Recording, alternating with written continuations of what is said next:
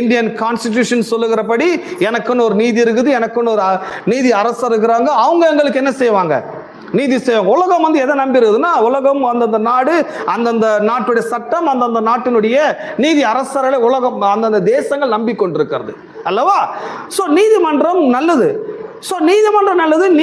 நீதி அரசர் உலகத்தில் மிகவும் மதிக்கப்படத்தக்கவர். உலகத்திலே மிகவும் மதிக்கப்படத்தக்கவர். ஜட்ஜஸ்னா அவ்வளோ ஒரு மதிப்பு மரியாதை அல்லவா? அப்போ பிலீவர்ஸ் யார் அப்படின்னா, ஒன்று அவங்க அழைக்கப்பட்டவர்கள், ரெண்டு அவங்க செயின்ஸ் பரிசுத்தவான்கள், எல்லாம் பரிசுத்தவான்கள்.